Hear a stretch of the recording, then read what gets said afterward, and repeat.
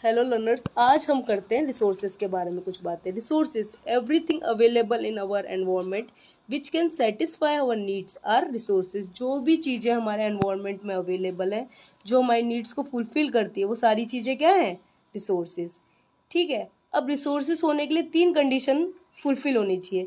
सबसे पहली कंडीशन है वो टेक्निकली एक्सेसिबल होना चाहिए। टेक्निकली एक्सेसिबल मतलब जैसे हमारे पास कंप्यूटर है और कंप्यूटर को हम ऑपरेट ही नहीं कर पा रहे, उसको चलाना ही नहीं आता हमें, तो क्या हम उसका यूज़ कर पाएंगे? नहीं कर पाएंगे। तो वो टेक्निकली एक्सेसिबल होना चाहिए। फिर सेकंड पॉइंट है हमारा मेन, इसमें इकोनॉमिकली फिजिबल।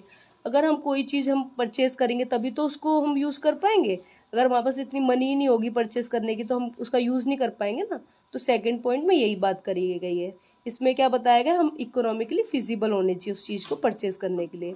अब लास्ट पॉइंट है कल्चरल एक्सेप्टेबल। मतलब कल्चर, हमेशा हम कोई भी चीज़ लेते हैं ना तो सोसाइटी के हिसाब से लेते हैं, कुछ भी हम उठा के नहीं ले सकते। अगर सोसाइटी हमें अलाउ कर रही है वो चीज़ परचेज करने के लिए तभी हमें वो चीज़ परचेज करनी है। जैसे कि कुछ चीज़ें सोसाइटी के विरुद्ध होती हैं, वो चीज़ें हमें परचेज नहीं करनी, खाली कल्चरल एक्सेप्टेबल चीज़ें हमें परचेज करनी है, उसका यूज़ करना है। ये चीज़ें हमारी रिसोर्सेज में।